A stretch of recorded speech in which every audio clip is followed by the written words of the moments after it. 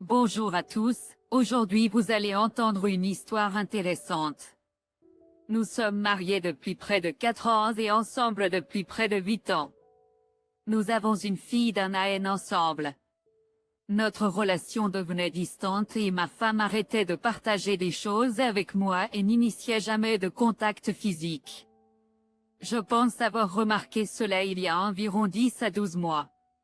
Je pensais que c'était dû au stress et qu'elle avait du mal avec le bébé, la dépression postnatale et la médication.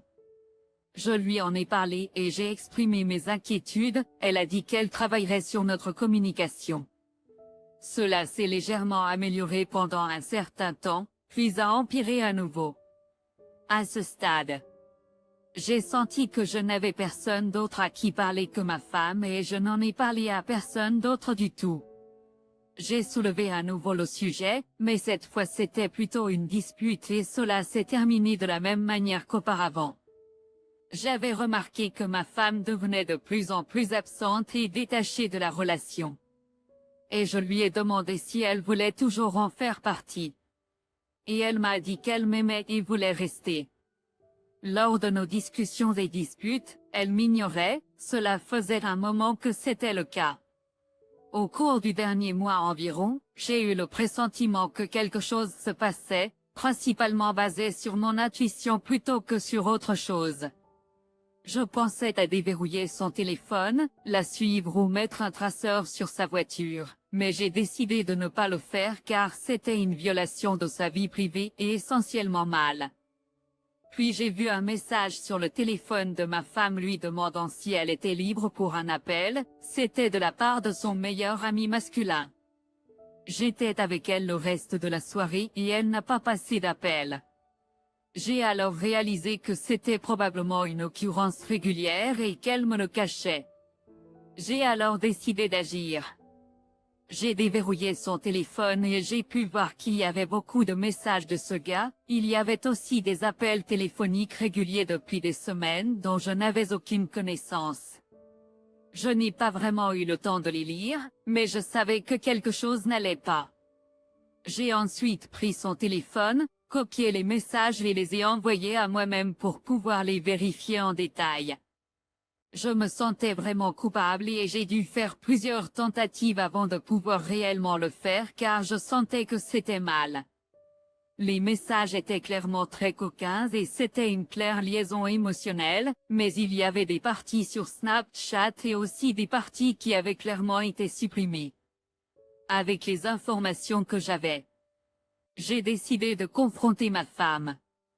Elle a admis que c'était inapproprié mais a dit que c'était juste des bons amis et qu'il n'y avait pas de romance.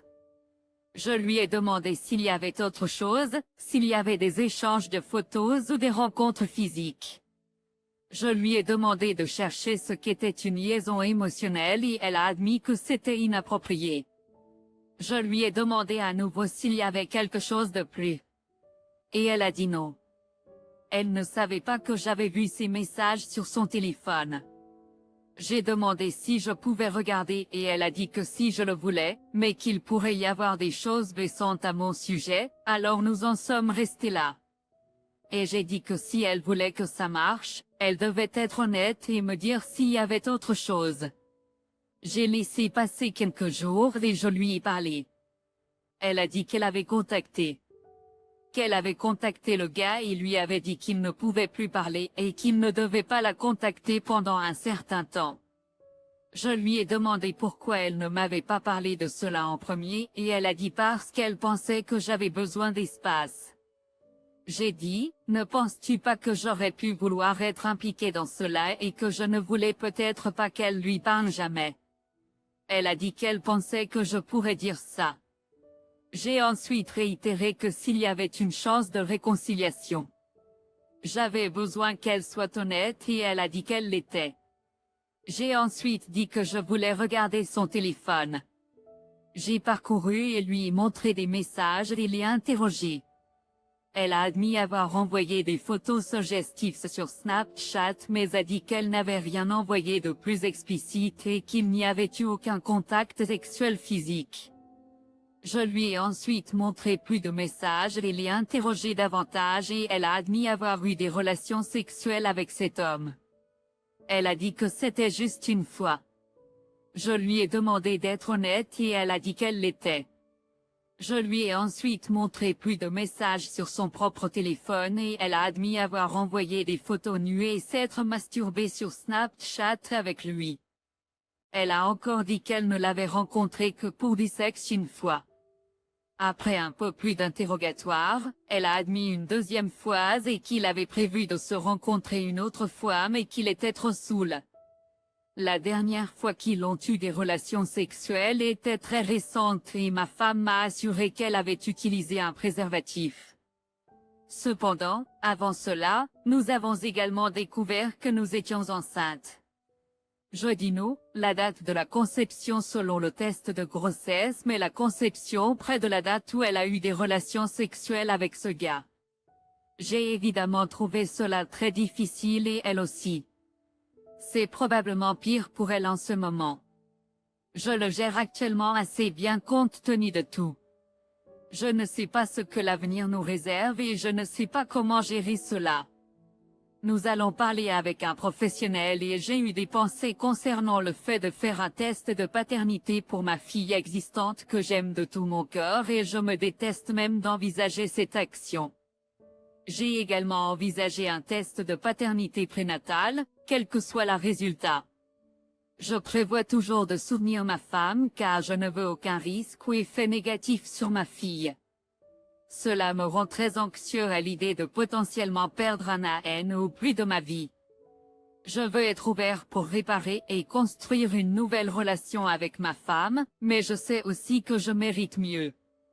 Je sais qu'un mariage consiste à faire de l'autre la meilleure personne possible et j'essaie de le faire et je veux toujours que ma femme s'épanouisse et guérisse quoi que nous fassions et malgré ce qui s'est passé. Je l'aime toujours. La principale raison pour laquelle je voudrais voir si cela peut fonctionner, c'est pour ma fille. Mais je comprends que même si nous essayons sincèrement tous les deux, cela pourrait ne pas fonctionner. Je sais que c'est un long message et merci à tous ceux qui le lisent et offrent des commentaires constructifs ou des vues. Commentaires. Observateur.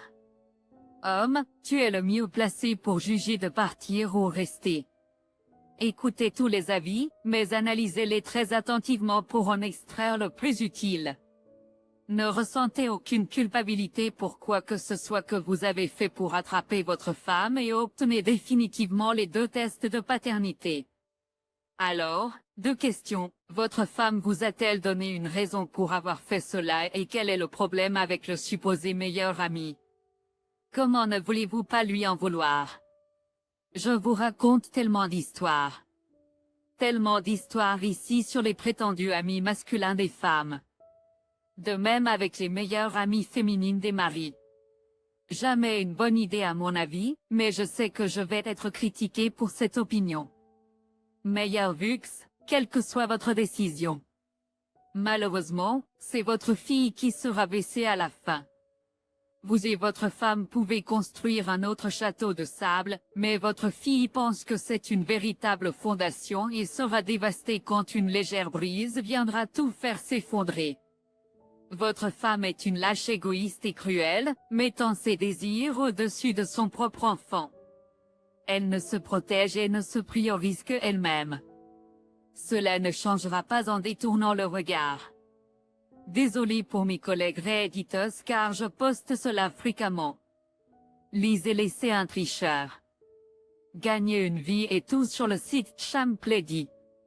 John, renseigne-toi sur la différence entre la vie privée et le secret dans un mariage. Tu avais tout à fait le droit de regarder son téléphone. Elle n'était pas transparente, elle avait des secrets stupéfiants. Tu as le droit à la vie privée lorsque tu vas aux toilettes, mais tu n'as jamais le droit au secret dans un mariage, ce qui détruit la confiance. Cette version d'elle n'est pas digne de toi. L'ancienne version que tu aimais a disparu, malheureusement. Elle a mis en danger ta santé et celle de ta fille, du Covid, du RSV, aux MST. Consulte un avocat, fais ce qu'il dit. Expulse-la si tu le peux, séparez vos finances, annulez les cartes de crédit communes, protège tes économies et ta retraite. Obtiens une application de coparentalité et ne lui réponds que de façon neutre, puis bloque-la partout. Ne la laisse pas contrôler la conversation avec les amis et la famille. Confronte-la, dis-leur tout ce qu'elle a fait. Bien sûr, test de paternité. Masse. Fais de l'exercice et mange sainement. Sois toujours calme et aimant avec ta fille. Bien sûr, peut-être que tu aurais une bonne relation jusqu'à ce qu'elle triche inévitablement à nouveau. C'est ce que font les personnes brisées. Alors tu auras encore gaspillé plus d'années de ta vie. Cette personne n'est plus quelqu'un en qui tu peux avoir confiance. Dan, ta femme n'est pas celle que tu pensais qu'elle était. Elle t'a ignoré il y a un an lorsque tu as soulevé cela. Engage un détective privé et il découvrira qu'elle a eu cette liaison depuis plus longtemps que tu ne le penses. Connais les faits, fais un test de paternité pour ta fille pour au moins savoir et aussi pour l'enfant à naître. Ne élève pas un enfant qui n'est pas le tien, l'angoisse mentale ne finira jamais. Consulte immédiatement un avocat et séparez-vous. Elle déménage jusqu'à ce que tu aies résolu cela. Chers auditeurs, veuillez aimer et vous abonner à notre chaîne. Cela me stimule à publier de nouvelles vidéos pour vous.